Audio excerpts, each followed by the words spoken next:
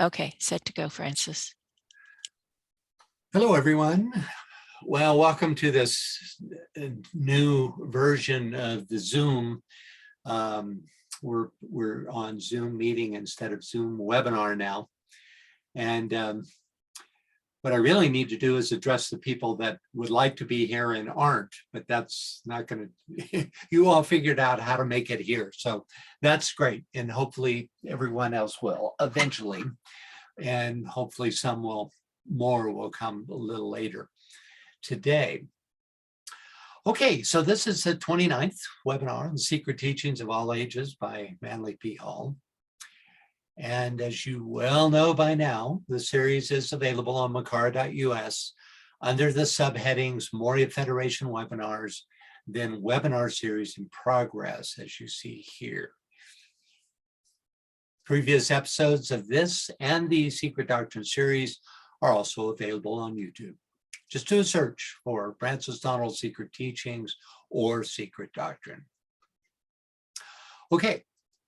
During our last webinar, we continued our study of the Mesopotamian Tammuz and Ishtar, this 4000 BC pair that really set the precedent for many pairs that would follow them in the Greek mysteries. And in that section, we also studied the hierarchy of creator gods to which Tammuz and Ishtar belonged. Then we turned our attention to the Greek Adonis, birthed from a myrrh tree, as is pictured here, and the mystery of the boar found on Francis Bacon's crest. And we talked a little about that great mystery. So today we'll continue our study of Adonis which is on the bottom of page 35 of the folio edition of the Secret Teachings. So could we get a reader for this next paragraph on Adonis? Yes, I'll start it out. Adonis was originally an androgynous deity who represented the solar power, which in the winter was destroyed by the evil principle of cold, the boar. After 3 days, months, in the tomb, Adonis rose triumphant on the 25th day of March, amidst the acclamation of his priests and followers. He is risen. Adonis was born out of a myrrh tree, myrrh, the symbol of death, because of its connection with the process of embalming, was one of the gifts brought by the 3 magi to the manger of Jesus. Thank you, Bill. Okay, first up, Adonis was originally an androgynous deity who represented the solar power, which in the winter was destroyed by the evil principle of cold, the boar. Well, we really explored this idea of the boar and found that there are actually much more esoteric interpretation, that the boar's tusk actually released Adonis from the tree in some versions, so facilitated his birth, but then showed up again to rend him at the end. And so we, speculated that this boar's tusk could represent the kind of cyclic enforcer of the appearance and disappearance of these avatars, right? We can see the metaphorical connection between the boar's tusk rending the solar god and the killing power of the sun through the winter cold. As to Adonis's androgyny, spirit is inherently androgynous. Separation of the sexes is a function of incarnation. Thus, identifying an avatar as androgynous suggests a recognition of that avatar's identification with the spirit. Next, after 3 months in the tomb, 3 days, which actually mean months, Adonis rose triumphant on the 25th day of March amidst the acclamation of the priests and followers. He is risen. This date, March 25th, seems straightforward enough, occurring a few days after the current spring equinox, just as Christmas occurs a few days after the winter solstice. But Gerald Massey has uncovered a more esoteric significance. This reads a little strangely, but I'm sure we'll just do the best we can with it. Can we get a reader for this, please? Lynn, please. When the Alexandrian year, or new style, was introduced during the reign of Augustus Caesar in the year 25 BC, March 28th had already receded to the 4th of May, from the 8th of Pachons, the name of an Egyptian calendar month, which is our March 25th to May the 4th, is exactly 40 days, so that the ascension into heaven that was celebrated by the Coptic Church according to the later calendar was the day of the equinox in the calendar of the sacred year. Thus, the two different days of the resurrection and ascension, which are some 3,000 years of tropical time apart, resolve into one in the same day of the equinox and the ascent of the solar Christ, or Luna Solar Kunsu, whose birthday had been celebrated according to the ancient calendar some 3,000 years before. It was readjusted by Augustus Caesar, 25 BC, when March 25th Old Style was represented by May 4th New Style. This means that nearly 5,000 years had passed since our Lord ascended into heaven on the day of the vernal equinox, and this date has been continued by the Coptic Christians without change. Okay, a little bit convoluted, but the takeaway here is that a couple of things. First of all, that one of the main points is that May 25th, which actually is just a few days into Aries in the current system, was the old May 4th, which was the Taurian spring equinox in these ancient times. That's one of the important takeaways, because all of these religions revolved around that Taurian spring equinox. Well, now the spring equinox is in Aries. So there's the discrepancy there. And the other thing he's pointing out is that, you know, the day that quote unquote our Lord ascended was actually way before the Christ existed, right? You have this Luni Solar Khonsu, who was the avatar of that time, who is actually the avatar that is being celebrated by the Coptic Christians. Probably they don't even realize that, just by the fact of their celebration of this vernal equinox. So,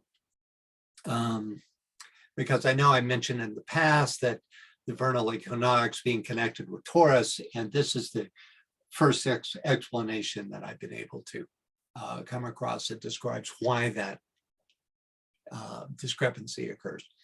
Okay, next up, we have Adonis was born out of a myrrh tree. Myrrh, the symbol of death because of its connection with the process of embalming, was one of the gifts brought by the three magi to the manger of Jesus. So myrrh is another connection between Adonis and Jesus, whereas birth from a tree connects Adonis with Osiris. Interestingly, myrrh is also one of the components in the nest of a phoenix, symbol of death and rebirth. So I think exoterically, myrrh is associated with death because it's used in embalming, but esoterically, it facilitates both death and rebirth. Okay, next up, can we get a reader, please? Scott, can you read that for us, please? In the mysteries of Adonis, the neophyte passes through the symbolic death of the god and, raised by the priests, entered into the blessed state of redemption made possible by the sufferings of Adonis. Nearly all authors believe Adonis to have been originally a vegetation god, directly connected with the growth and maturing of flowers and fruits.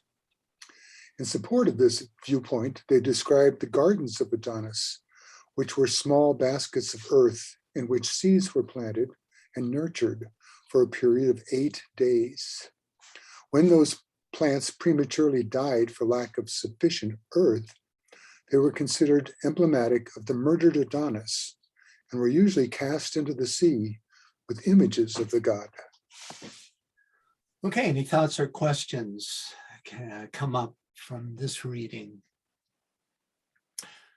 Let's read about the neophyte's passage through the quote unquote symbolic death of the god. Since this passage has some words in Greek, do we have either of our Greek speakers with us today, either Ephraim? Yes, we do. As a matter of fact, both of them are. Well, whichever would like. There's a couple of little, like here where my cursor is, it's actually in Greek, so it would be useful. They would read. Yeah. And Veronica, will you read for us, please? Hello, can you hear me well? Yes. Okay. In these mysteries, the aspirant was kept in terror and darkness for 3 days and nights in a ceremony representing the death of Bacchus, and was then made aphanismos. This was effected by confining him in a closed cell that he might seriously reflect in solitude and darkness on the business he was engaged in, and his mind was prepared for the reception of the sublime and mysterious truth of primitive revelation and philosophy. This was a symbolic death, the deliverance from it, regeneration, after which he was called the Feast or twin-born. While confined in the cell, the pursuit of Typhon after the mangled body of Osiris and the search of Rhea or Isis for the same were enacted within his hearing. The initiate crying aloud the names of that deity derived from the Sanskrit. Then it was announced that the body was found, and the aspirant was liberated amidst shouts of joy and exultation. Then he passed through a representation of hell and Elysium.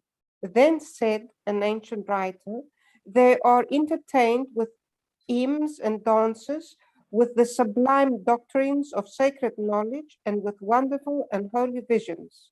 And now became perfect and initiated, they are free and no longer under restraint. But crowned and triumphant, they walk up and down the regions of the blessed, converse with pure and holy men, and celebrate the sacred mysteries at pleasure. Morals and Dogmas 444-45. Thank you, Aunt Veronica. Any thoughts or questions about this? So even though this passage references Bacchus and Osiris, we might assume that a similar experience took place among the neophytes of Adonis and in any other of the avatars, the Greek avatars of that period. Okay, next up, the neophyte entered into the blessed state of redemption made possible by the sufferings of Adonis. Sound familiar? This aspect of the mystery became a cornerstone of the Christian doctrine of salvation. Gerald Massey speaks to the universality of this doctrine of redemption. Can we get a reader for this shorter passage? Martha, can you read that for us, please?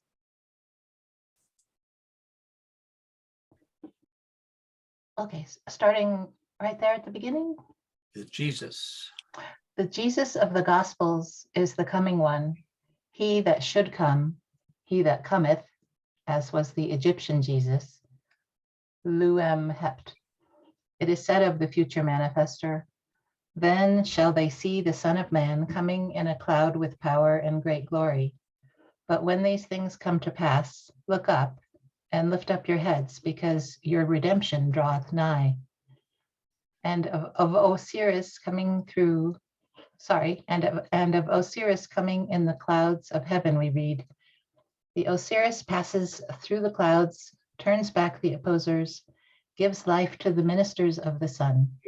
The face of the Osiris is rendered great by his crown. Lift up your heads, pay ye attention, make way for your Lord. Jesus came in the name of the Lord.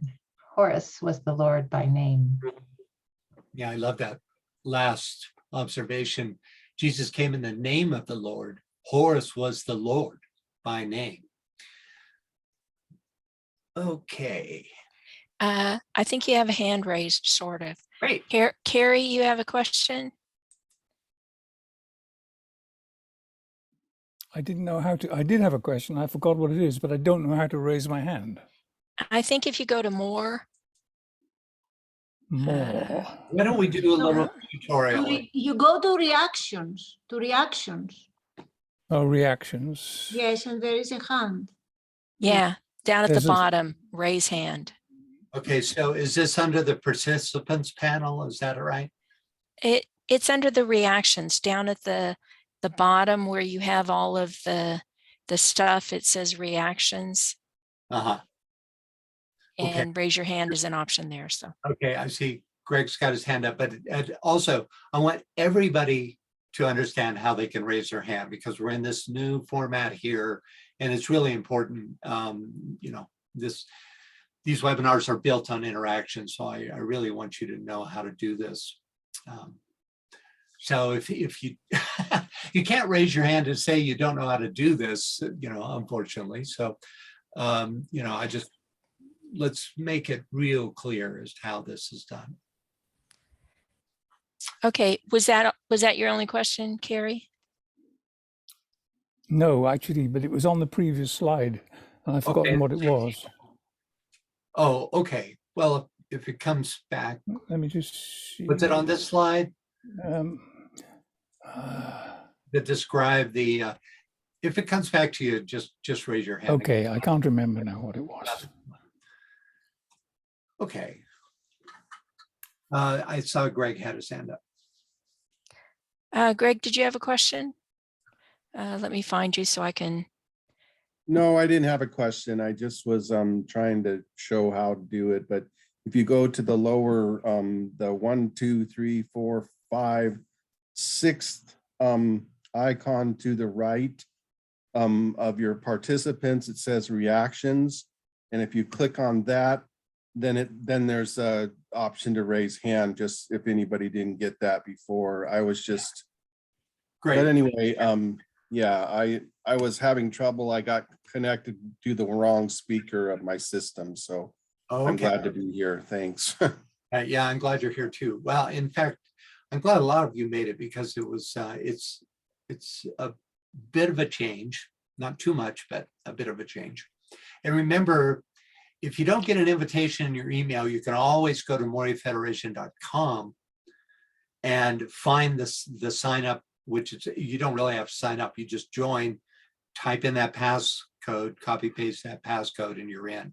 You know, so Francis, I do remember my question now. It was the reference to Sanskrit. oh yeah, But yeah. I don't know. it's rather curious. Yeah, it is curious, and you know, he doesn't elaborate on that. You'd love to know more. Here it is. Right. Names of the deity derived from the Sanskrit. You know, he doesn't elaborate, so I can't really say what he meant by that.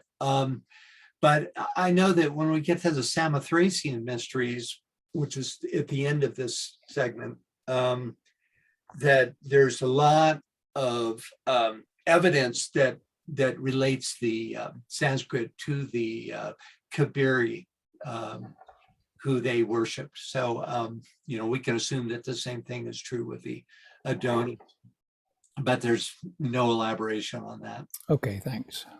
You bet. Okay, anybody else? Yes, you had a couple of hands, and then you have a comment from Vivian. She says, can you please explain the Egyptian Jesus? Not really. It's this Hept. I didn't then go and research this. I think the point Gerald Massey was making here is the similarity between these two phrases from the holy books, right? And to show that it's a universal, this idea of the redemption and of the avatar is a universal concept. But I haven't done research on Eu Imhept. In fact, this is the first reference I've ever seen to this. Is anybody worship Eu Imhept? If you do, please speak up now. I guess not. Okay. And then Scott, did you have a question or comment? Oh, just a comment about the Egyptian side of that slide. Just it's the one you always notice, or I always notice, the fact that Horus, as is often the case when you look at these things, has two left hands. Oh, really? And the Egyptians, of course, knew how to do right hands. You can look at the priest behind him. But that's symbolic, and it's that kind of stuff that's hidden in the Egyptian hieroglyphics and paintings that always interest me. Because sometimes they'll do two left hands, sometimes two right, or sometimes they'll do right and left.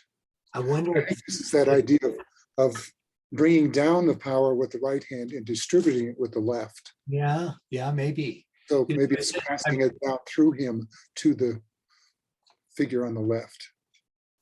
Yeah, that was my take, is that the first heads up is that you're not looking at human hands here, so they don't look like our hands, even though he is,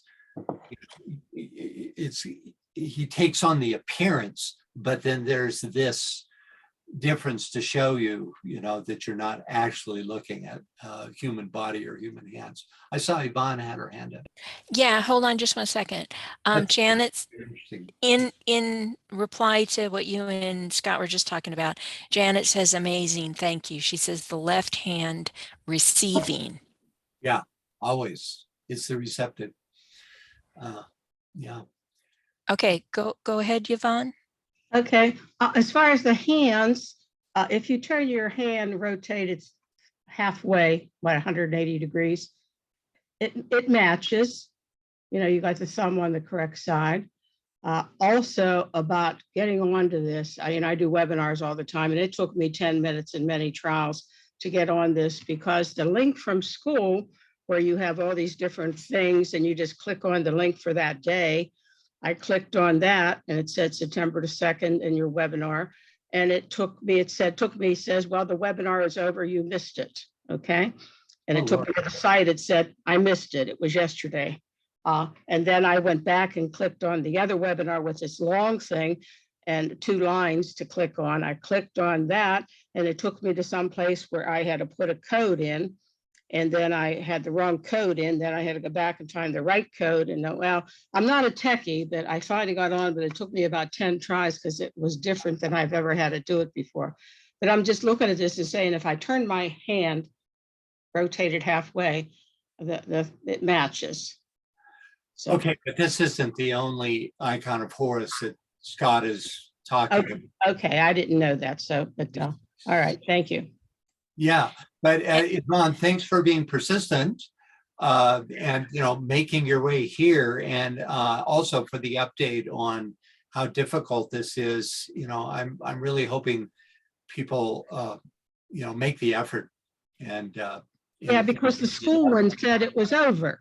Okay, what all right, we'll get with you later, Yvonne, because I need to know where you found the link that said it was over, because that was the previous one. It was, but when you go down there, you know which one I'm talking about. You and I will do it later, okay? Because Carrie, did you have something you wanted to say?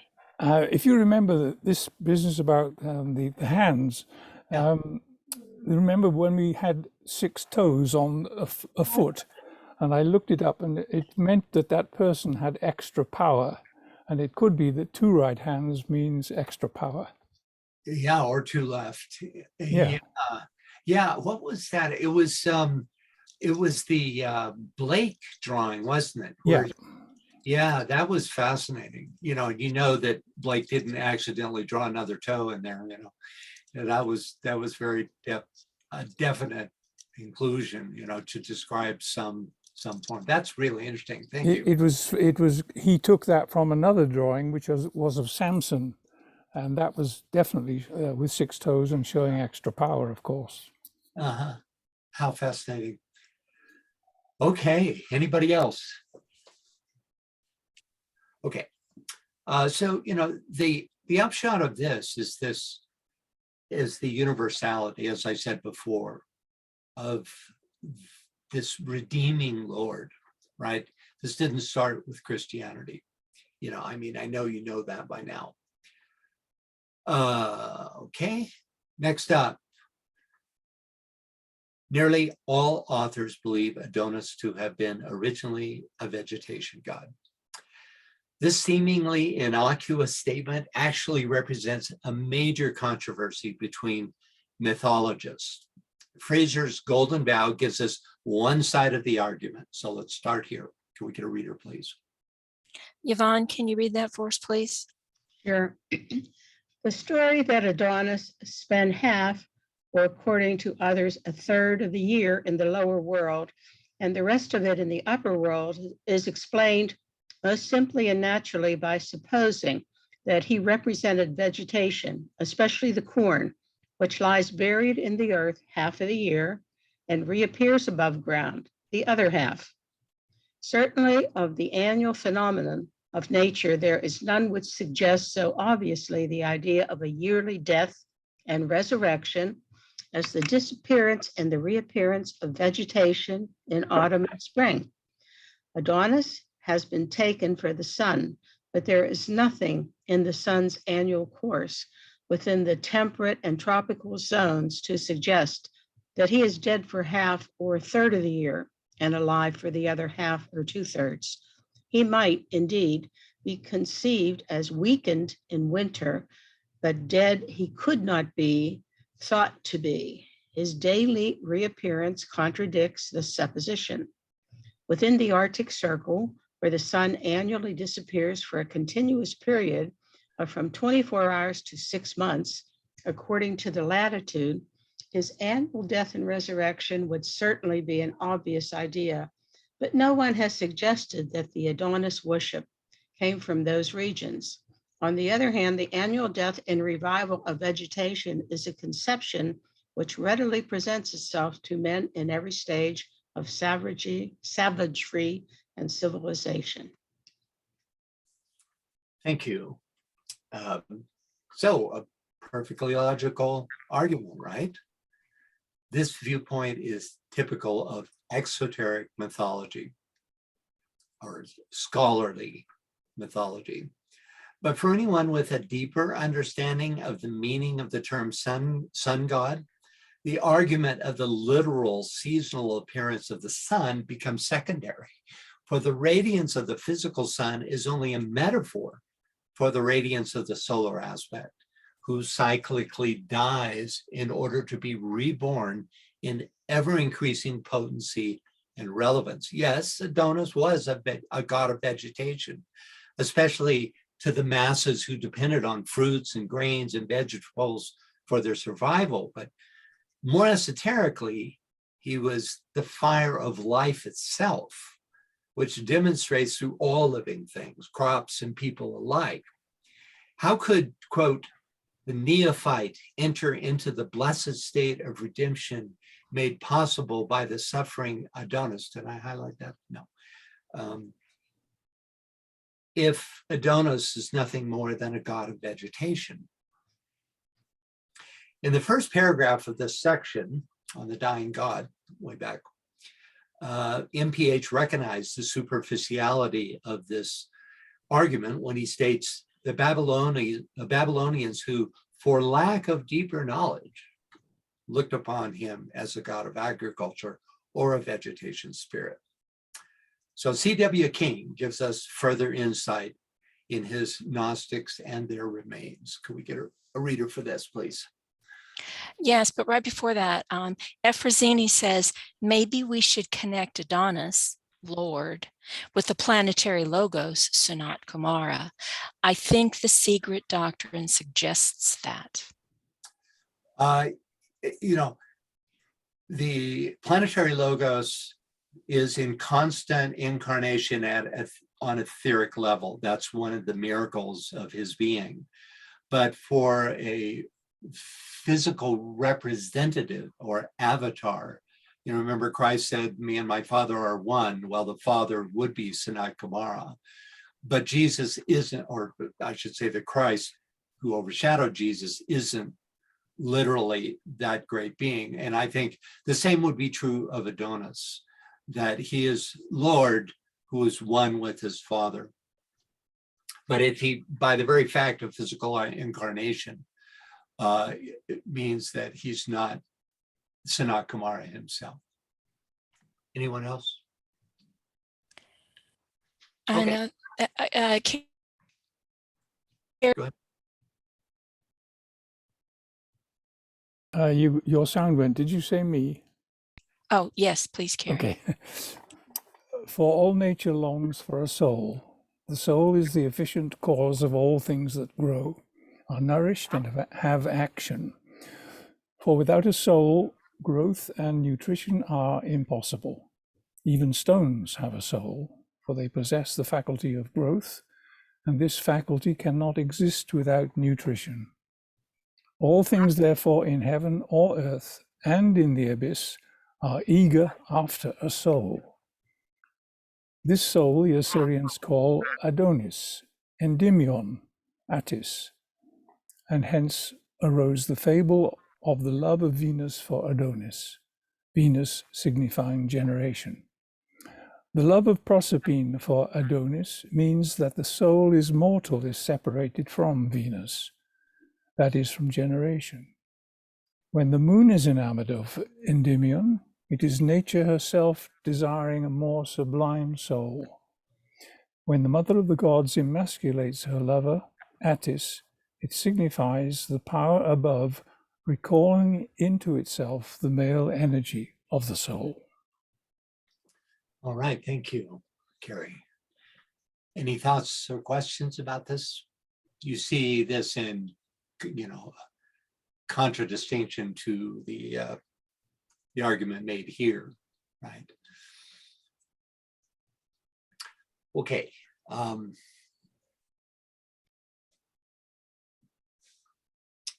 Let's next take a look at a fuller description of what were called the Gardens of Adonis, which is described here in the text. Those little pots are these gardens that these maidens are holding. Okay, can we get a reader, please? Yes. Hold on just 1 second here. Brian, can you read that for us, please?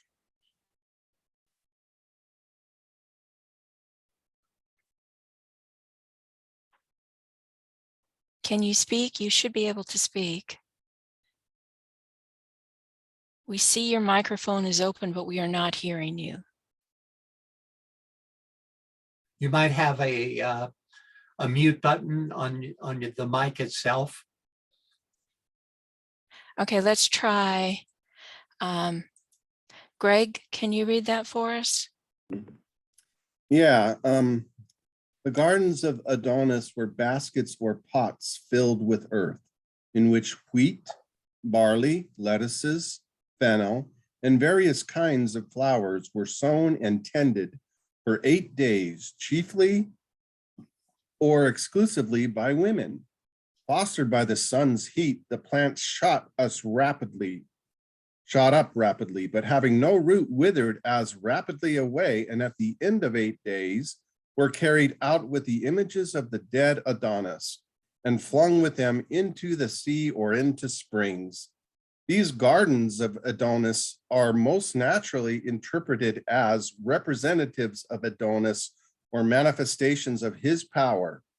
They represented him, true to his original nature, in vegetable form, while the images of him with which they were carried out and cast into the water represented him in his later anthropomorphic form. Okay, this is also from the source that gave us this description, right, of Adonis as a vegetable god, right? But minded the ephemeral Gardens of Adonis also have represented the brevity of incarnated life?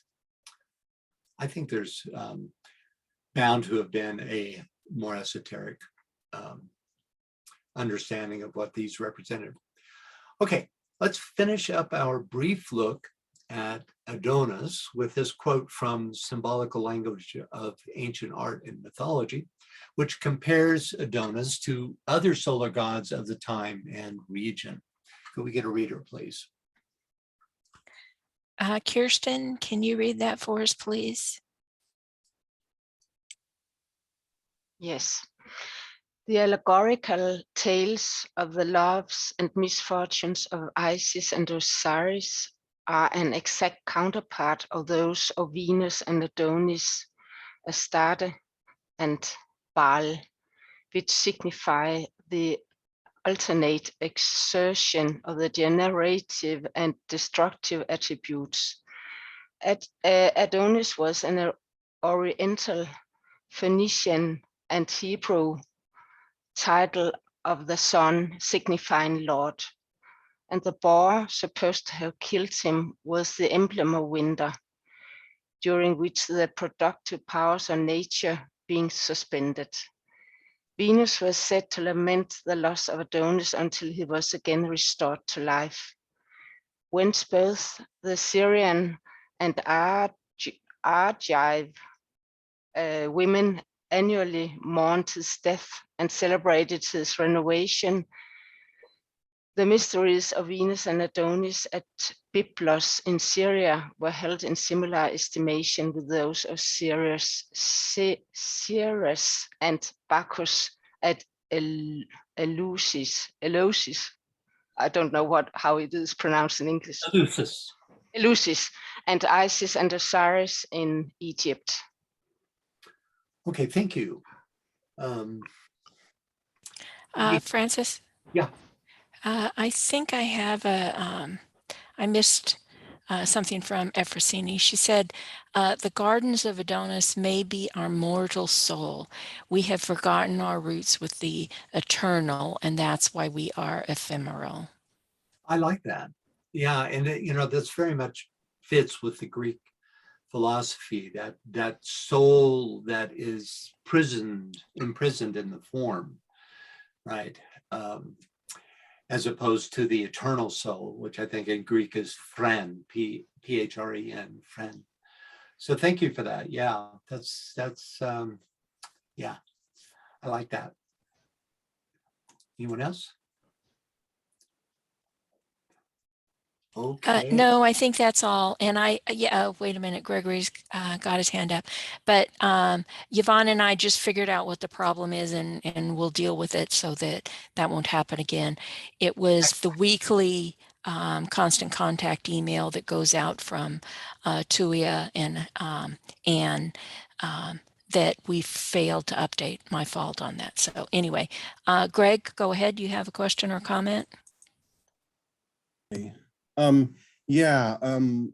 was thinking about this reference that we're really covering this natural nature god or vegetable god.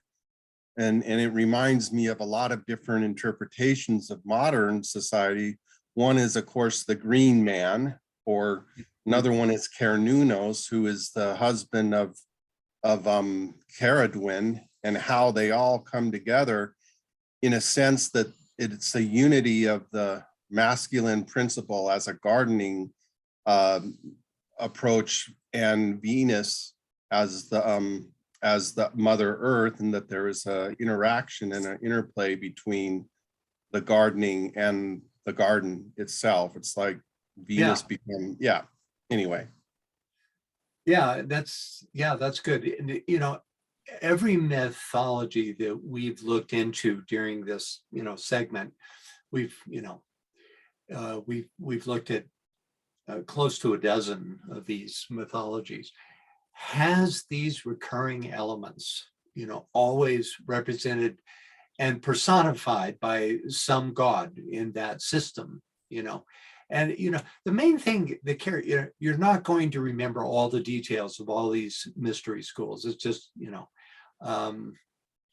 it's just not possible. But the important thing to carry away is the metaphor for the concept of the solar power and the return path that is represented by all the details of these mysteries. Okay, so it's as you gain more understanding of that, you can see each of the new representations of those fundamental realities as reinforcing it and giving you, a little bit different, further insight into that fundamental idea. So yeah, thanks, Greg. Anybody else? Okay, finally, we have 3 sculptures of Adonis depicting him as the ideal of male beauty, which he was known for, right? And note the androgynous quality for which he was famous, especially that middle sculpture. This is no muscular Hercules here, who's another avatar at another time. This is that personification of the androgyny of spirit. Okay, next up, we continue now on page, yeah. Okay, sorry. I'm multitasking and I never do that well. Efrosini says the power of mourning is also highlighted here. God mourns the death of souls, their manifestation, and this mourning contributes to the return of souls to eternity. Something like the merciful Father and the prodigal son. Yeah, nice comment. I like that. Yeah, and we're going to be getting into the myth of Atis or Atis, A-T-Y-S, and that concept is highlighted particularly in that myth, as you will see. Okay, now we're on page 36 of the folio edition of Secret Teachings with a new iteration of the myth of the dying god, this time featuring what I was just mentioning, the Phrygian solar god Atis or Atis. So can we get a reader for this first paragraph? Vivian, can you read that for us, please? That sounds like you're begging. Again, it's I'm not quite sure of the pronunciations. In Phrygia, there existed a remarkable school of religious philosophy which centered around the life and untimely fate of another savior god known as Atis or Atis, by many considered synonymous with Adonis. This deity was born at midnight on the 24th day of December. Of his death, there are 2 accounts. In one, he was gored to death like Adonis. In the other, he emasculated himself under a pine tree and there died. His body was taken to a cave by the great mother, Cybele, where it remained through the ages without decaying. To the Rights of Atis, the modern world is indebted for the symbolism of the Christmas tree. Atis imparted his immortality to the tree beneath which he died, and Cybele took the tree. Actually, I looked that up because it's such an important name, and it's just simply Sybil. Sybil took the tree with her when she removed the body. Atis remained 3 days in the tomb, rose upon a date corresponding with Easter morn, and by this resurrection overcame death for all who were initiated into his mysteries. So you see again the repeat of those important hallmarks of the incarnated avatar who then sacrifices himself for the good of humanity. Any thoughts or questions about this? I think Phrygia is probably more correct. I was saying Phrygia, but I think Phrygia is it. Okay, first up. First, I see Yvonne's got her hand up. Let's start with that. Yeah, go ahead. I have to ask, why did he choose as a way of dying, bleeding to death by castrating himself or emasculating himself, I guess? Yeah, heck of a way to go, right? Sounds painful to me. It does, doesn't it?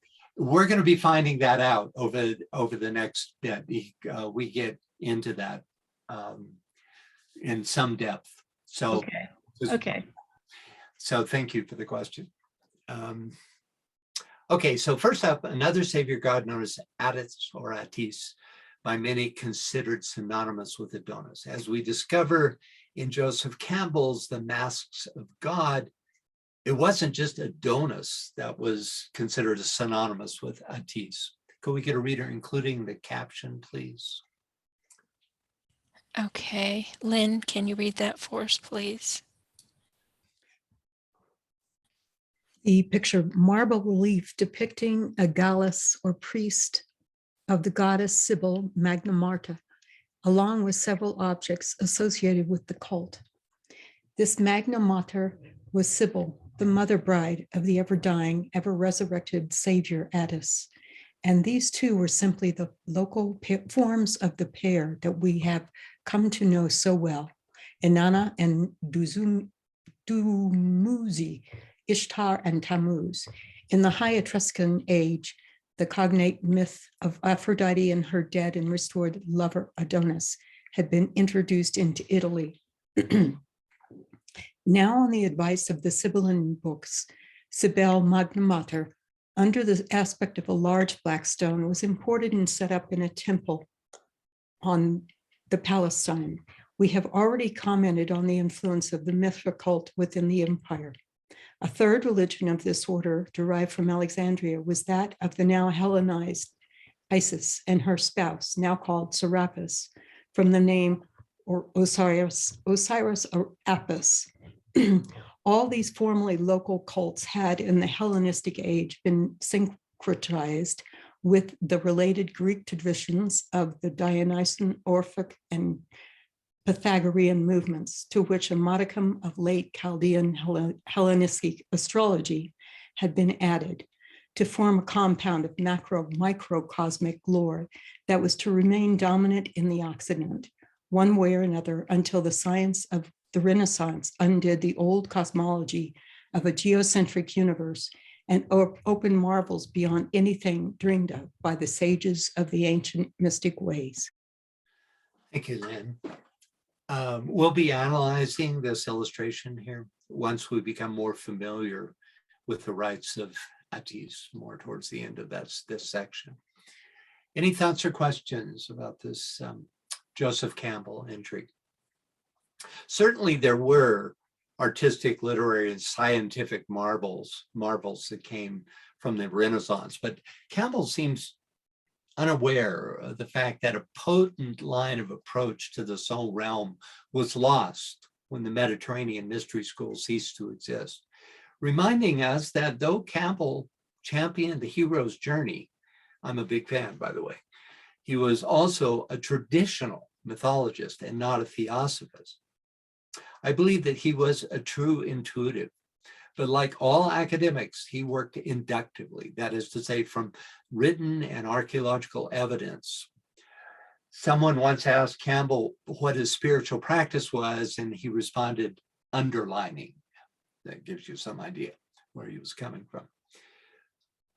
Okay, next. In one, he was gored to death like Adonis. In the other, version of the story, he emasculated himself under a pine tree and there died. His body was taken to a cave by the great mother Sibyl, where it remained through the ages without decaying. There's a hint there.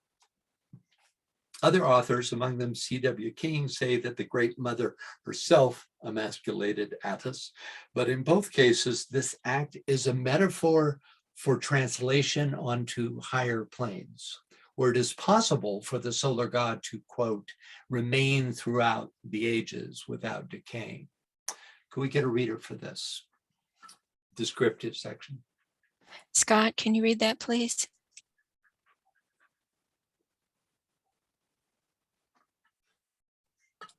Here we go.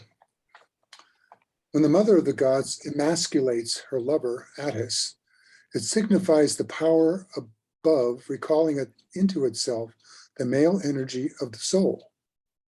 For the man that is above is of both sexes. Atis was deprived of his virility, that is, was divested of his lower earthly part, and then translated to the upper world, where there is neither male nor female, but a new creature, the man above of two sexes. And to this truth, not only Rhea, but all creation beareth testimony. Thanks, Scott. So hopefully this answers, who was it that had that question about? Yvonne. Yeah, Yvonne.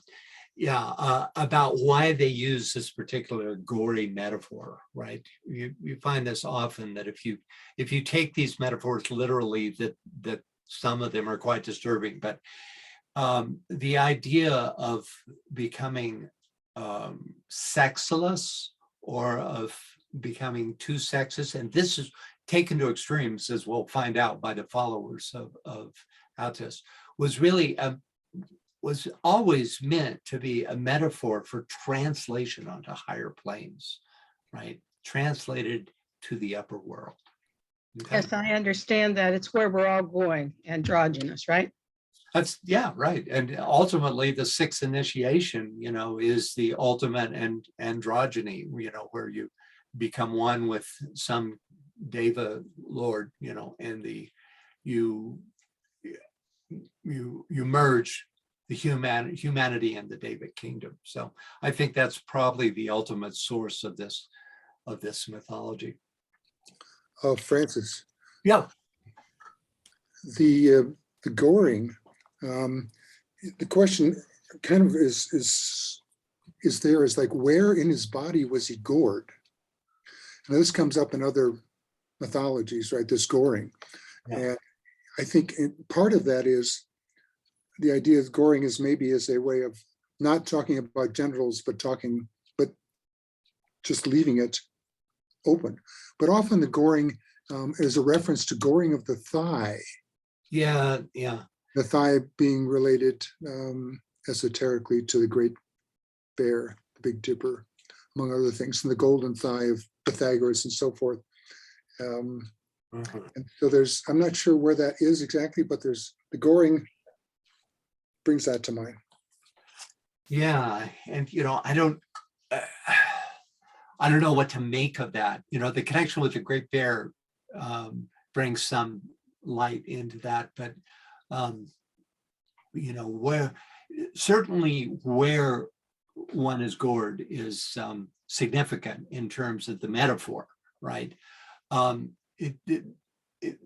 In other teachings on this Atis, it's very clear that he's emasculated and not just gored, right? And it's self-emasculation, not done by the, like the boar, as in the Adonis. But also the Atis myths also include the boar as part of it. So, there's a lot of unanswered indications through the metaphor that we don't know the secrets of, beyond what's said here, which is, it makes some sense, but you feel like you're not getting the whole picture. And that's going to often be the case, right? But hopefully in the, exploration of all these many different mystery schools, we start to get a unified picture of what they represented. If one detail is not present in one mythology, then, it's more a part of another, so. Yeah, thanks, Scott. Anyone else? Okay, we have a number of other comments.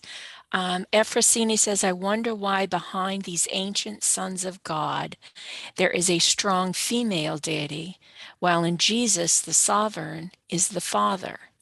Even in the Holy Trinity, the female element, the Virgin Mary, has been replaced by the Holy Spirit, male. Does after the age of Pisces, the sanctified matter give way to the higher mind? Yeah, well, I think, that's the best spin you can put on it. I think there was also some real sexism involved, in the early, in the Christian fathers, who really, I mean, even the Holy Ghost, which really is the feminine aspect, the any reference to the feminine in its divine sense is stripped away. All you have is Mary in that way. So yeah, I think there was a real shift from a feminine recognition of this, the female part in the sacred, which was a big part of both Egyptian and Greek, as well as all the other mysteries. Not so much the Norse. The Norse was also quite masculine, but not entirely. But the feminine role was also lesser in the Norse gods. And we don't know about the Druids, but pretty much every other form, you have this dominant female figures like Sybil. So yeah, but ultimately it's a lunar aspect. It's the form aspect in its higher translation, right? Sybil, Ceres is a lunar goddess. The solar gods are masculine, right? But this transcends sexuality. You understand this is a way of describing aspects of spirit and form. Okay, anyone else? Yeah, there's lots. Okay. Greg says this is also partially symbolic of the risen angel, for all of them are generally emasculated in service to God. Are they? I mean, they're androgynous. I mean, I tend to think of them as, but I don't know about emasculated. In other words, do they really go through that process of emasculation? I think not. I think that you're speaking to the androgyny of them, and the general androgyny of the spirit world. That's my understanding. If somebody else has more information, that's please speak up. Anyone else? Ephrosini says castration may be the limitation of mental strength. I'm sorry, I'm going to miss this word. The apotheosis of mysticism, of the power of the heart, of being left in the hands of a powerful divine power. Yeah.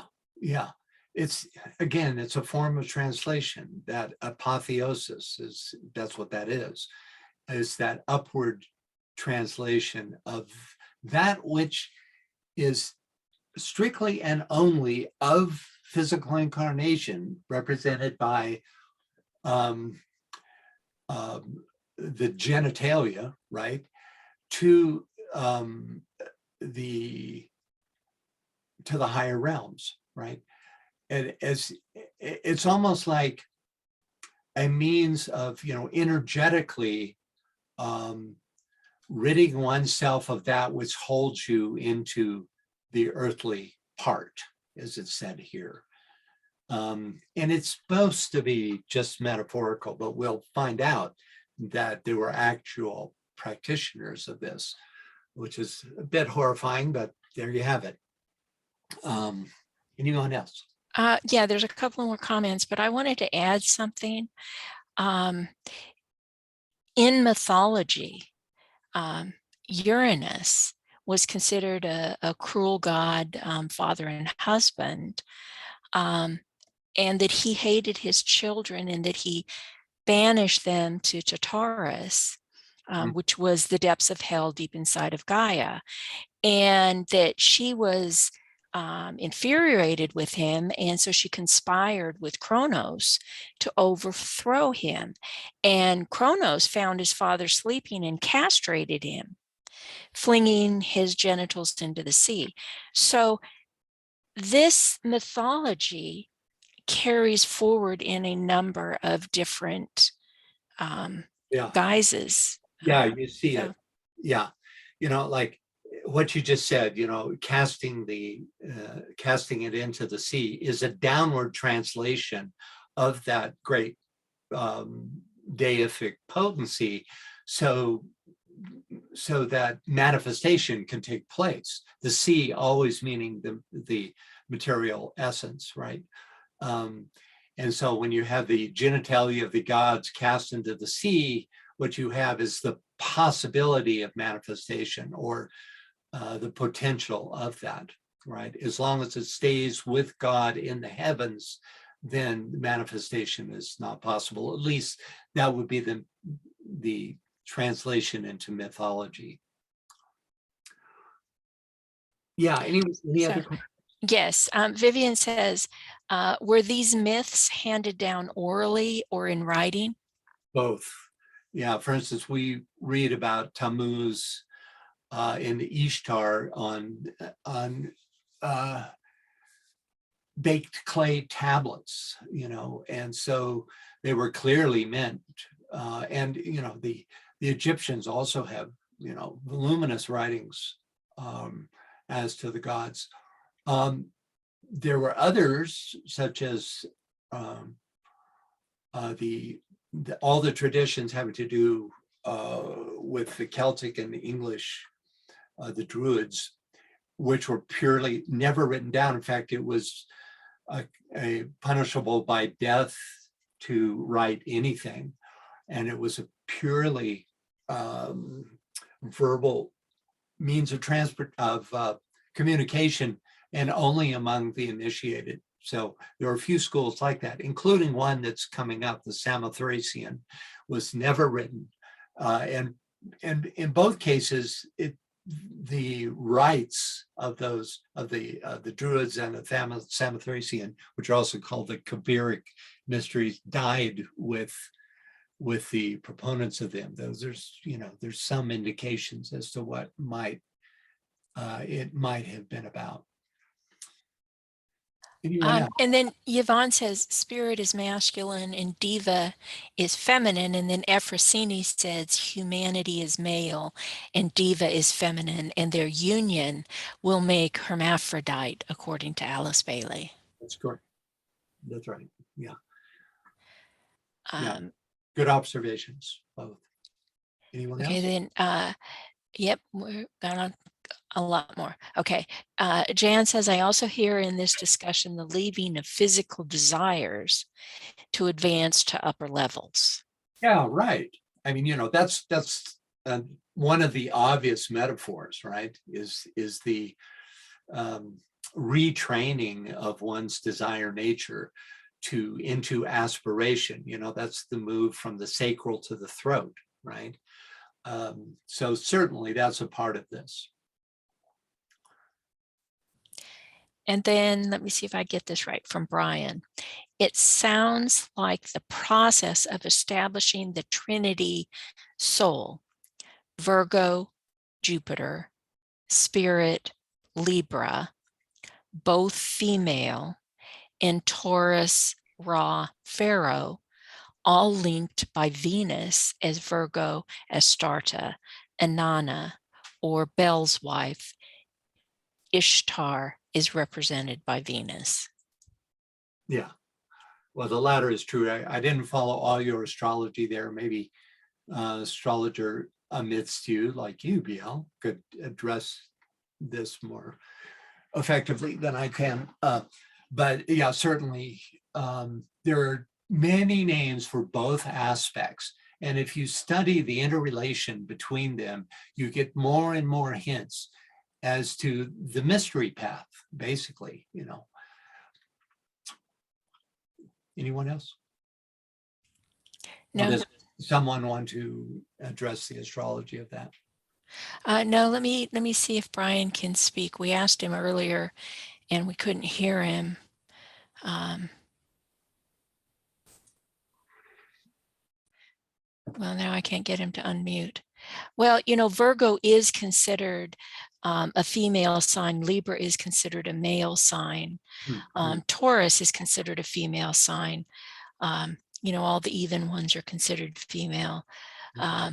But there are, of course, you know, lots of different relationships there. Yeah, I think it would take more than we could really bring to the picture to, you know, to shed more light on that. Okay, he says Libra Saturn is the spirit. Okay, well, Saturn is a ruler in Libra. What is it, hierarchical? Yeah, I think so. Yeah. Yes, So, yes. yeah. It's the hierarchical ruler. As is Virgo and Jupiter. Jupiter is the hierarchical ruler of Virgo. Yeah, okay, yeah, there you go. All right, starting to get a little more sense of what you're looking at there. Greg's got his hand up. You want to Okay. go ahead, Greg? Yes. I understand that we've kind of been taught the old Monday of way that with odd, even, masculine, feminine, masculine, feminine, masculine, feminine. But if you approach every single one of the signs, if you see them in their polaric quality, you can see that there's both masculine and feminine in every one of the signs. But those of us, I mean, modern astrology that's not really cued into any kind of esotericism would see them like Aries is masculine, et cetera, et cetera. But you can actually go into the depth of it and see that there's even a greater potential that there is both masculine and feminine in all the signs. And that this androgyny is clearly the end goal as opposed to any kind of determinative process of separation. Right, yeah, thanks for that, that's good. Anyone else? Okay. So in order to also achieve transcendence, some followers of Atis engaged in self-mutilation. Could we get a reader for this, please? I'll read it. In the religious rites, these mutilations were also made in honor or commemoration of the dismemberment suffered by Osiris, Mithras, Adonis, Atis, and Bacchus, and they are supposed to illustrate in allegorical symbolism the cessation of the active male or fecundating power of the sun at the autumnal equinox. It took place in Phrygia on the third day of the festival of Atis. The priests of Cybele appeared in bands or groups, exhibiting the peculiar raptures of religious frenzy and appearing like bacchanals or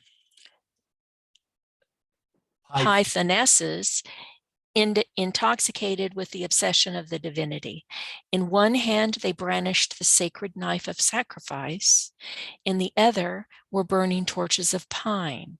Leaving the towns, they wandered over the fields and mountains in quest of the slain one, crying and bewailing. Having swallowed the mystic potion, their excitement rose to the highest pitch. They beat themselves and they ran amok through the fields, lacerating one another with heavy chains. They danced, wounded themselves, scourged themselves and each other, and finally, having completed their mutilations in honor of the god about to appear, they invoked him, offering the bleeding evidence of their destroyed virility. Many died, of course, from this violence and the accompanying exposure and hemorrhage, but those who survived wore the female dress from that time. Okay, pretty brutal stuff. This is what happens when the metaphor is mistaken for that which the metaphor is meant to represent, right? True androgyny, as you know, cannot be achieved through emasculation. It's a state of consciousness. Any thoughts or questions about this? Yep. Jeremy says, in the spirit of being synthetic in regard to androgyny, it's interesting to see the current cultural expansion of sexual identity, asexual, pansexual, or heterosexual, and the common self-identifier sexual fluid. I totally agree. It's fascinating. I couldn't analyze it with any real effectiveness, but there's no question that these variations have brought this energy that's being described here, to the fore. Yeah, it's good observation. Anyone else? And then Efrosini says, perhaps the highest aspect of castration is the surrender of the personal will to the divine will. What Jesus said in Gethsemane, let it be your will, not mine.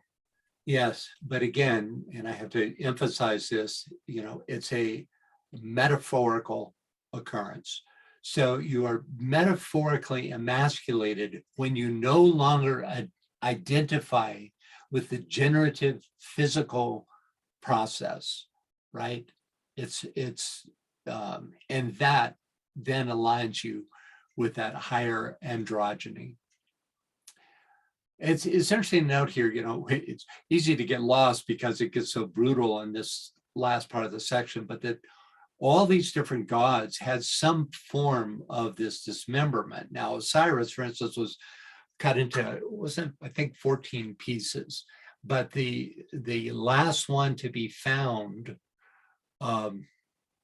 was the phallus. The last one, that was the great search that went on for the phallus of Osiris, right? So this has occurred in Bacchus. If you remember, he was just chopped into many pieces and thrown into this pot to be boiled, and then Venus, it was again Venus that was able to magically reassemble him, right? So you can see it's different descriptions of the same myth, right? But in this case, you had it inspired the followers to actually,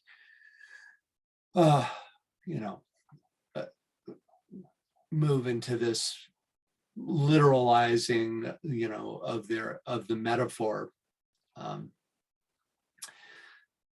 Okay. And then Vivian says, is this where the requirement of celibacy took root in holy orders? No, I think that's been around way, way, way before this. This is just one iteration of it. That's, it's at some point, the focus needs to shift away from procreation and from orientation on the sacral chakra, right? And I think DK at one point says, we imagine that people that if you spend a lifetime in a monastery, it means, that you've achieved a certain degree of holiness, but sometimes it's just the opposite, which is that you had achieved such an imbalance in your sacral expression that you were incarnated into a life of monastic living to balance that activity. So, there's a lot of reasons for discontinuing the sacral activity. Anyone else? Okay. Next up, to the rights of Atis, the modern world is indebted for the symbolism of the Christmas tree. Atis imparted his immortality to the tree beneath which he died, and Sybil took the tree with her when she removed the body. So we have a couple of paeans to the Christmas tree here, if we could read this. Reader, please. This is Yvonne, can you read that, please?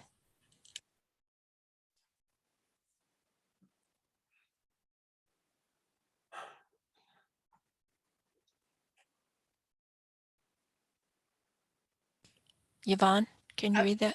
I'm coming. I had just messed up my screen there for a second. I just thought even before you called on me, he died on Christmas Eve. Was that the one that somebody died Christmas Eve? No, born. Okay. The tamarisk is the symbol of immortality, and in the old philosophies, it shared honors with the pine. Our acceptance of the pine is based upon two traditions. One is the tree remains green, and so it is the symbol of life through death, of immortality, eternal existence. The other tradition goes back to the traditions of Adonis in the ancient Greek myths, particularly in the Phrygian myths. It is the story of the sun god Atis, wounded by a wild boar at the foot of a pine tree, his blood going into the pine, the tree therefore remaining the symbol of eternal life from the creator. Okay, so see here you have the Donus connection with the boar brought forth to Atis, who was gored, not self-emasculated or emasculated by the feminine principle, the Sibyl principle, right? But rather this other outward manifestation enforcing the cyclic nature of things. And, no mention particularly of it being an emasculating wound. So, but anyway, the idea being, if it's, I think, so interesting here is that the blood from the wound went into the pine tree, and therefore the pine tree remained a symbol of eternal life. It's just fascinating stuff. And this is from, MPH's magazine, Horizon. Okay, another reader, please. Vivian, can you read that for us, please? The sacred bough or plant is introduced into all the mysteries. We have the Indian and Egyptian lotus, the fig tree of Atis, the myrtle of Venus, the mistletoe of the Druids, the golden bough of Virgil, the rose tree of Isis. In the golden ass, Apuleius is restored to his natural form by eating roses. In the west, we have the box tree of Palm Sunday and the acacia of Freemasonry. The bough in the opera Roberto il Diavolo is the mystic bough of the mysteries. Thank you. Any thoughts or questions from this? Okay, finally, yeah, go ahead. No? Okay. And finally, we have a statement affirming the universality of resurrection, always associated with the spring equinox. Can we get a reader, please? Okay. Efrosini said, and we have in esoteric philosophy the 12 petaled lotus. Yeah, indeed. Right. It's another plant form that represents the immortality. Of course, the lotus has its own mythology, which it's not different than the evergreen tree because it too represents the immortal existence of the higher planes, but it's you could say it's a deeper mythology, even down to the 9/12 petals described by DK, of the egoic lotus, and the 12 petals of the solar logos, the 12 petals of the heart, and all the lotus-like chakras, right? Each with different petal expressions. So that gets into a philosophy in and of itself. Okay. Okay, Kirsten, can you read that for us, please?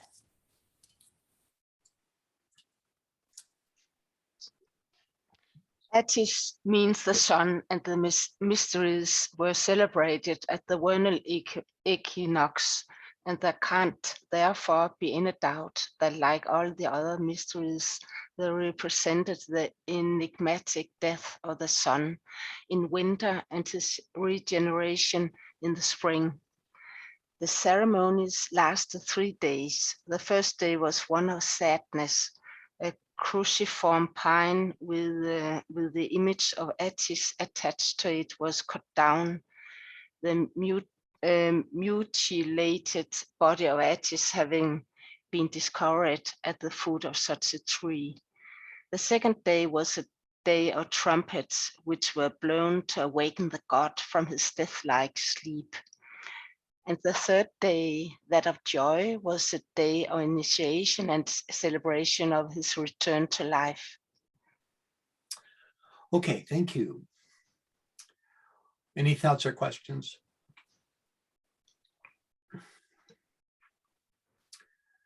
Okay, new paragraph. Can we get a reader, please? Let me see. Carrie, can you read that for us, please? In the mysteries of the Phrygians, says Julius Firmicus, which are called those of the mother of the gods, every year a pine tree is cut down, and in the inside of the tree the image of a youth is tied in.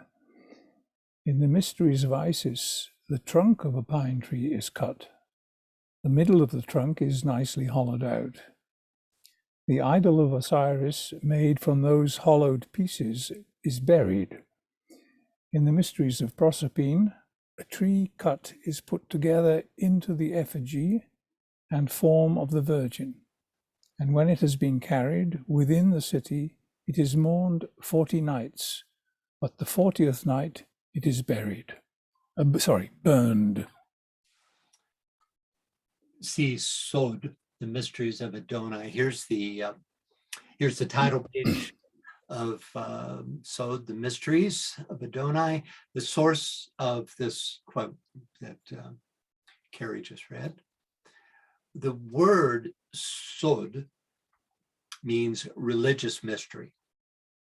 In his book, Dunlap gives us a number of examples of the use of the pine tree in the Mediterranean mystery schools, as described in the text.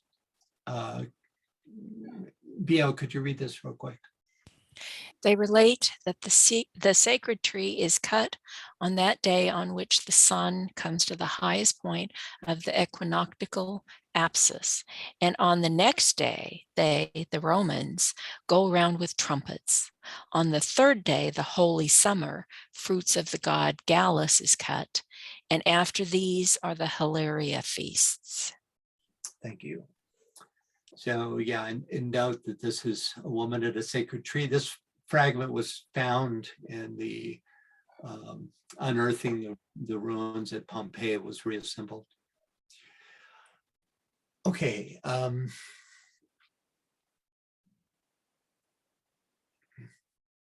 Gerald Massey gives us more insight into the tree. You can see how important the tree, and we've run across this before, the role that these evergreens and other trees play in the mystery schools. So let's read a little more about it. Greg, can you read that for us, please? Yeah. In Plato's Timaeus, the prototypes of our race are spoken of as being enclosed in and developed from the great tree, which is not to be understood except by knowing the history of the tree as a type of the genitrix or genitrix. The mother of a, oh, yeah? Genitrix, okay. The mother of a, like the great mother, you know, is a form of that which is generative, you know. So it's anyway, go ahead. Okay.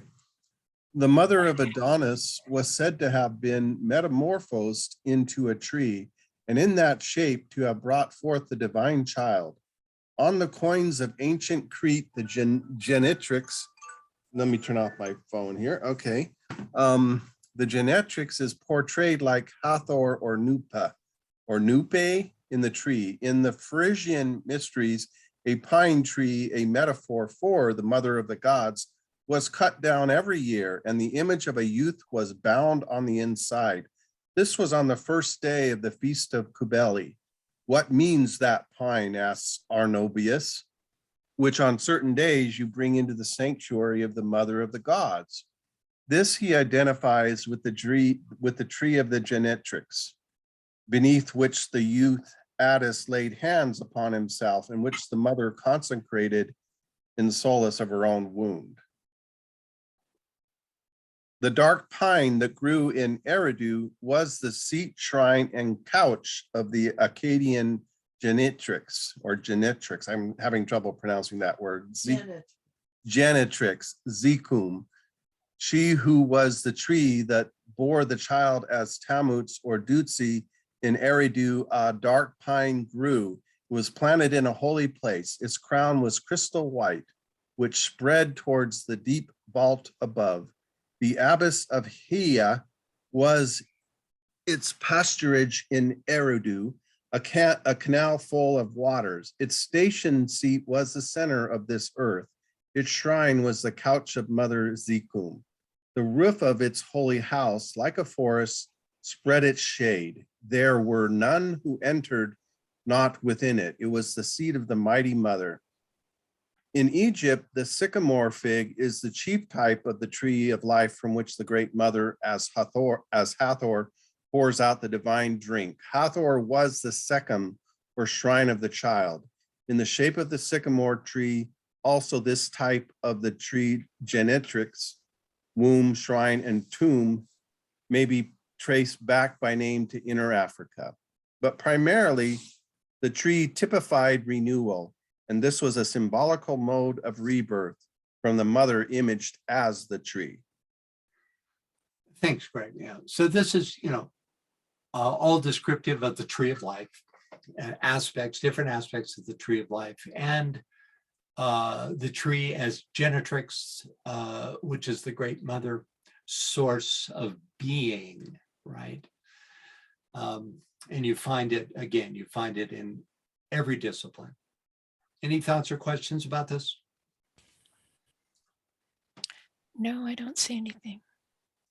Okay, how are we doing? Yeah. Next up, we get a reader. Michelle, can you read that for us, please? Sure. The mysteries of Atis included a sacramental meal during which the neophyte ate out of a drum and drank from a cymbal. After being baptized by the blood of a bull, the new initiate was fed entirely on milk to symbolize that he was still a philosophical infant, having but recently been born out of the sphere of materiality. See Fraser's The Golden Bough. Is there a possible connection between the lacteal diet described by the Attic Rite and the St. Paul's allusion to the food for spiritual babes? Seleucus gives a key to the esoteric interpretation of the Attic rituals. Sibyl, the Great Mother, signifies the vivifying powers of the universe, and Atis, that aspect of the spiritual intellect which is suspended between the divine and animal spheres. The mother of the gods, loving Atis, gave him a starry hat signifying celestial powers, but Atis, mankind, falling in love with the nymph, symbolic of the lower animal propensities, forfeited his dignity and lost his creative powers. It is thus evident that Atis represents the human consciousness and that his mysteries are concerned with the reattainment of the starry hat. See Solus on the gods and the world. Thank you. That's divinity, not dignity, but thank you. Any thoughts or questions about this very illuminating paragraph? Well, there's a lot of good stuff in this one. So first up, the mysteries of Atis included a sacramental meal during which the neophyte ate out of a drum and drank from a cymbal. In ancient Greece, sacramental feasting, often of sacrificed animals, was a form of allying oneself with deity, as was the case with Persephone's famous meal of pomegranate seeds, which bound her to Pluto. I mean, we see it also in the Christian tradition with the drinking of the blood of Christ in the form of wine, as a form of allying through partaking of food or drink with aligning with the God. Followers of Atis, which in this poem are called Gale, often used drum and cymbal in their ecstatic dances. Note the image of a Gale drummer with his cymbal hanging on a tree stump beside him. Carrie, could you read this for us? Okay. I was just wondering about drinking out of a drum because it's going to leak if it's the type of drum we see there. It would have to be completely a wooden drum, I think. Yeah, that's indeed. Yeah. Okay. Attis, Adonis, born in swift boat over lofty seas, eagerly touched with rapid foot the Phrygian grove, and went to the shady spots, girt with woods of the goddess. Now when he felt himself no longer a man, and staining the earth's surface with the yet recent blood, aroused she, Adonis, took in her snowy hands the light drum, the trumpet, thy initiations, Mother Sibyl. Come on, go to the lofty groves of Sibyl at once, O Gale. At once go wandering herbs of Queen Didumena. Let us follow to the Phrygian home of Sibyl, to the Phrygian groves of the goddess, where a voice of cymbals sounds, where the drums roar again, where a Phrygian blows the pipe deep-toned in its hollow reed, where Maenads ivy crown toss with force their heads, where they agitate the sacra sancta with shrill screams, whither it is right for us to haste with quickened stampings. While thus the new woman Attis sung to his associates, the Tiasos all at once screams out with quivering tongues. The light drum roared again, hollow cymbals resound, the swift choir goes to green Ida with hastening foot. Furious at the same time, panting, goes the wandering, frantic leader, female Adonis, Attis, accompanied by the drum through thick woods. The rapid Gale follow the leader with hasty foot. Thank you. Very, very nice. Any thoughts about this? Wow. Something, isn't it? Okay, next. After being baptized by the blood of a bull, the new initiate was fed entirely on milk to symbolize that he was still a philosophical infant, having but recently been born out of the sphere of materiality. Milk was only fed to the very young throughout the ancient world. Massey tells us, new milk is only fit for the young. The adults hold it puerile for them to drink it. In Egypt, a person was given two names. The first, used during their youth, was called their milk name.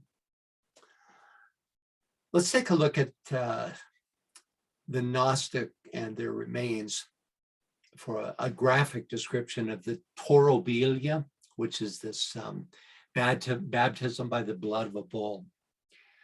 Could we get a reader for this and note the illustration here, the bull being sacrificed, and then you have these planks that are purposely spaced in such a way that the blood baptizes the initiate or the neophyte. This whole thing was called a Torobolium. So can we get a reader, please? Scott, can you read that, please?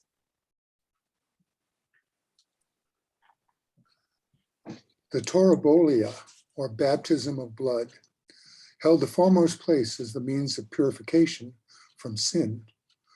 Prudentius has left a minute description of this rite, in which the person to be regenerated, being stripped of his clothing, descended into a pit which was covered with planks pierced full of holes. A bull was slaughtered upon them, whose hot blood, streaming down through these apertures, thoroughly drenched the recipient below. The selection of the particular victim proves this ceremony in connection with the Mithracia, which latter, as Justin says, had a baptism for the remission of sins. And the bull, being in that religion the recognized emblem of life, his blood necessarily constituted the most effectual laver of regeneration. No more conclusive evidence of the value than attached to the Torobolia can be adduced than the fact mentioned by Lampridius that the priest emperor Heliogabalus thought it necessary to submit to its performance. And a pit constructed for the purpose as late as the 4th century has lately been discovered within the sacred precincts of the temple of Eleusis, the most holy spot in all Greece. The subject will find its most appropriate conclusion in the list of degrees to be taken in the mysteries, as laid down by M. Lajard in his elaborate treatise, The Culte de Mithra. These degrees were divided into 4 stages: terrestrial, aerial, igneous, and divine, each consisting of 3. The terrestrial comprised the soldier, the lion, the bull; the aerial, the vulture, the ostrich, the raven; the igneous, the griffin, the horse, the sun; the divine, the eagle, the sparrowhawk, the father of fathers. Lajard's theory is best elucidated by quoting his way of expounding a very frequent cylinder subject. He finds the admission to the degree of the soldier in the group where a man is seen standing before a hierophant or priest who stands on the back of a bull, couchant on a platform. The hierophant, wearing a cap tipped by a crescent, holds out to the neophyte a curved sword, symbol of admission into the order. A priestess stands apart, separated from him by the horn, or tree of life, over which soars the emblem of the Assyrian triad. Her cap is tipped by the sun star, but she also wears the crescent to show the hermaphrodite nature of Melita. Okay, thanks, Scott. Any thoughts or questions? Fascinating stuff. It's just, little glimpses into this rich and sometimes disturbing process, that was widely performed. You may remember that tauroctony, bull sacrifice, was a central practice in Mithraism, where it represented regeneration through the ancient Taurian spring equinox. Okay. The rest of MPH's subsection on Atis describes Sallust's esoteric interpretation of the Attic rituals. Let's take a closer look at Thomas Taylor's translation of Sallust. Thomas Taylor is often considered to be like a precursor to the Theosophical movement. He had an ancient wisdom orientation to his Greek translations. Can we get a reader, please? I'll read this. It is said that the mother of the gods perceived Atis by the river Gallus, became in love with him, and having placed on him a starry hat, lived afterwards with him in the intimate familiarity. But Atis, falling in love with the nymph, deserted the mother of the gods and entered into association with the nymph. Through this, mother of the gods caused Atis to become insane, who, cutting off his genital parts, left them with the nymph, and then returning again to his pristine connection with the goddess. The mother of the gods then is the vivific goddess, and on this account is called mother. But Atis is the demiurgus of natures, conversant with generation and corruption, and hence his is said to be found by the river Gallus. For Gallus denotes the galaxy, or the milky circle, from which a passive body descends to the earth. But since primary gods perfect, such as are secondary, the mother of the gods falling in love with Atis imparts to him celestial powers. For this is the meaning of the starry hat. But Atis loves a nymph, and nymphs preside over generation. For everything in generation flows. But because it is necessary that the flowing nature of generation should be stopped, lest something worse than things last should be produced, in order to accomplish this, the demiurgus of the generable and corruptible natures, sending prolific powers into the realms of generation, is again conjoined with the gods. Thanks, Biel. Those are some run-on sentences. Yeah, this is, he wrote turn of the 1700s into the 1800s, like turn of the 19th century. So it's different. But he's, deeply esoteric in his interpretations. Any thoughts about this? Questions? We get another possible meaning for the feeding of milk, and we have this association with the Gallus. We remember the followers of Atis were called Galle, and so they denote the milky circle, of the Milky Way. So there could be, and the fact that they were fed milk might have some association with this idea, in addition to them being philosophical infants. I saw a hand jump up there. It's Yvonne. I was looking at all those that her midriff is surrounded by breasts, but then you addressed that thing. I was thinking the milk, because she could be nursing a lot of people. What are the bands that are binding all her legs and all that?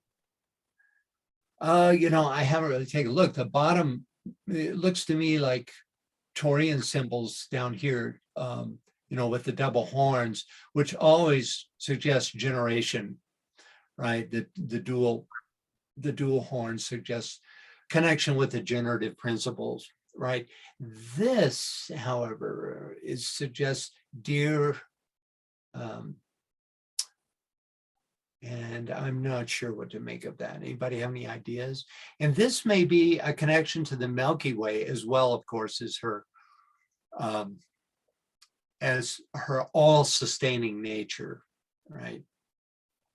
I haven't further analyzed this. And then you have what looks like a lion here. There are better versions of this. In fact, we'll be looking at one in a minute that's a little better. Thank you. Yeah. You have a couple of comments. Jeremy says, is it known where Manly P. Hall did the actual physical research and accessing of the many source documents he draws from?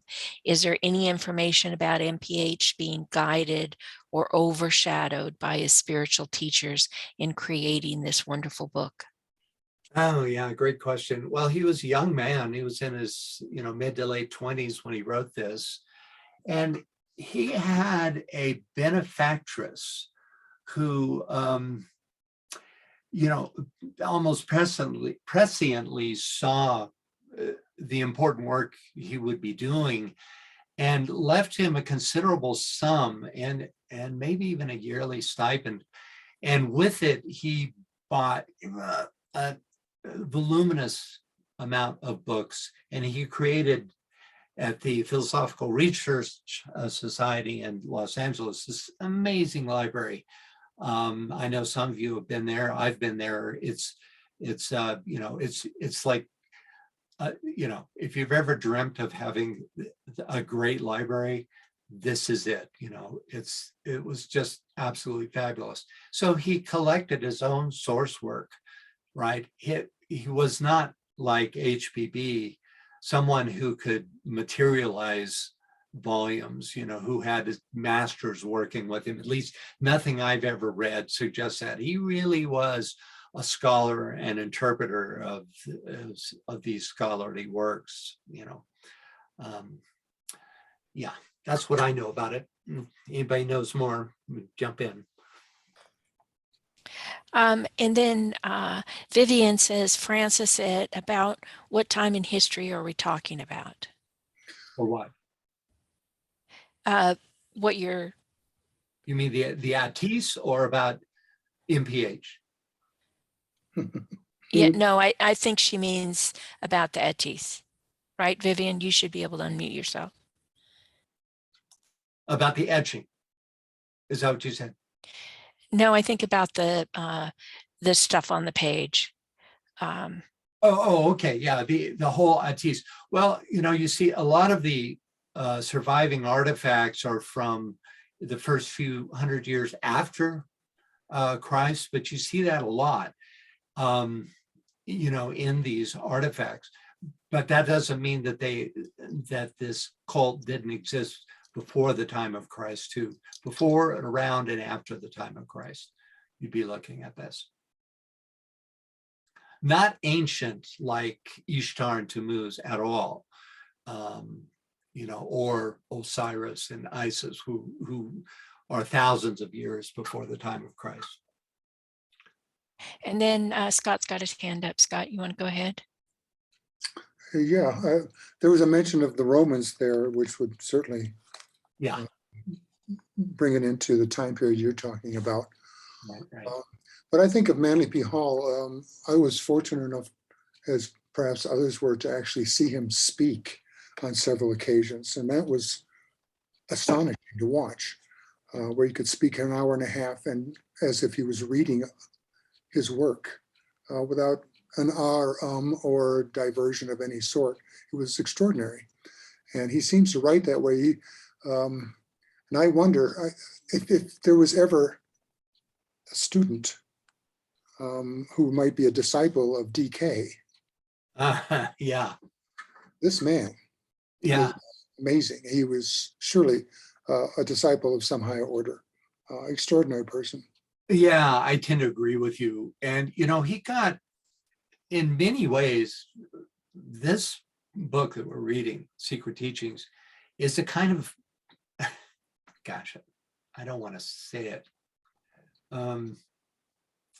Let's just say within the realm of MPH's total output, it's a beginner's effort. Some of these articles that occur in his series of magazines, and there were hundreds and hundreds and hundreds of issues, and some of these magazines were 40, 50 pages each, right? They're incredible. I've quoted them. In fact, I think I just did quote one. What is back here? Don't want to get too far back here. I don't know where I did it. Anyway, back a ways. But he's just an ongoing source of amazing information, right?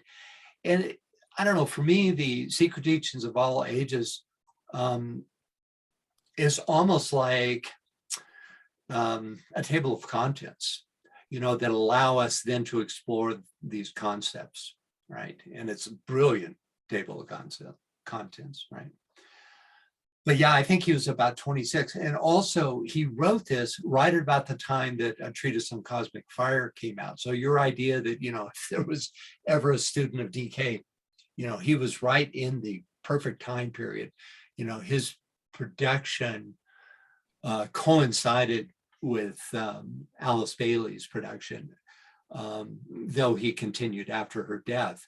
But he was, he wrote dozens of books and articles during H.P. Bailey's life. So, yeah. Yeah, You go ahead. I was going to say he came in with on a high level to begin with. One of the things I think we noted before was the fact that he was writing, as we'll come across here, these chapters on Freemasonry, and he was not yet a Mason, and was most knowledgeable about it. Yeah, indeed. Yeah, I mean, great books like Morals and Dogma, not to mention, insider secrets like Duncan's book, right, were available to him. And so, yeah, but nonetheless, yeah, he was a profound student. And we're out of time. So let's. Yeah, we're out of time. We got a hand up and we have a couple more comments here. So finish those. Let's finish the comments and then we'll call it. Okay. All right. Efrosini says, in an Orphic Iamella discovered in a tumulus at Thurii, southern Italy, the Bacchic initiate is identified as a kid, Eriphos, a young goat, signifying the Renatus regenerated from the initiatory death and nourished by the milk that flows from the breast of the goddess, in this case, Persephone. Inscribed upon a thin sheet of gold, the inscription runs, "You have become a god instead of a mortal. A kid, you fell into milk." Maybe here, falling is Gala into milk suggests a deeper cosmological coherence. The Greek word for milk, Gala, gives us our word for galaxy because it was originally applied to the Milky Way. Gala, milk, galactos, galaxy. To fall into milk takes on the additional meaning of diving into the stars, or in astrology, and thus of joining one's primordial divine lineage.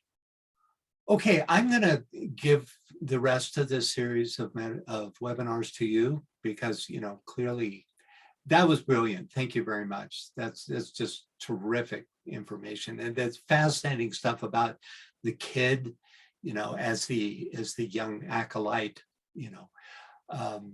because. And that could be a goat in that image, the top image with the multiple. Yeah, maybe, possibly, yeah. Yeah, there's so much we don't know. Yeah, thanks for that. That was terrific. Okay, and anybody else? Yeah. No, we're not quite there yet.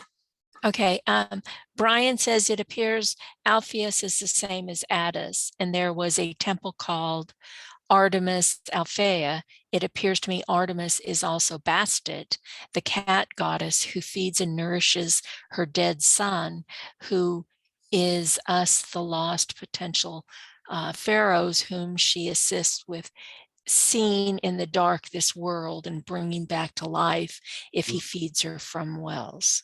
Yeah, that's interesting. In the next chapter, which is on Hermes Trismegistus, the great avatar of Egypt, we're going to be getting into comparative mythology between Greece and Egypt, and it's fascinating stuff. Finally getting to one of the mother sources of all of this mythology in Egypt. Anyone else? Greg's got his hand up. Go ahead, Greg. Well, the only thing I was going to say when you guys were discussing Manly P. Hall himself, when I looked at that image, it kind of there was an intuition like he's probably related to the fifth or Hilarion fifth ray kind of a quality, and that when he's looking at this, it's the artistic aspect of the fifth ray that comes through in what he's done with this work, and that he was around the time of decay is also really interesting. Yeah, thanks, Greg. Yeah, I think he had very possibly a fifth ray mind, because he was his ability, as Scott pointed out, his ability to articulate is really astonishing. And, you know, as Scott said, he spoke just like he wrote. You know, there was no pauses or, you know, like I'm doing right now. And it's really an astonishing output. There are literally tens of thousands of pages of material, you know, more than just about anybody else I could think of. And, you know, that's saying a lot because, as we know, both Bailey and HPV also put out, you know, tens of thousands of pages, but his output was extraordinary, right? Okay, that's it for today. Sorry to keep you late if you had other things going, but I really appreciate your comments and you know, the active discussions that we had today. Those are just great. So thanks so much, and we'll see you. You want to announce dates, Biel? Yes, our very next meeting will be next Sunday. Because of the full moon, we had to adjust the date for the Secret Doctrine. So it's going to be on 9 January at 8 p.m. GMT. And this same link that we used today will be the one that we'll have for that, for both of Francis's meetings now that we have this new link. And you'll get the email out just like we have before. And thank you, Yvonne, for pointing out that we missed a place where we changed it. The constant contact emails that come out with the full list of events. Hopefully we'll get that changed. So thank you, everybody. The next Secret Teaching of All Ages is going to be the first Sunday of February. So that will be 6 February. Right on target. So, you know, if you don't get a link through email, you know, you can always go to moriafederation.com and hook up that way. There's right there at the top on the left column are these webinars listed, and you can quickly get in that way if you find it, you know, if you have difficulty getting in any other way. So, okay, thank you again, and we'll see you next time. Thank you, everybody. Bye.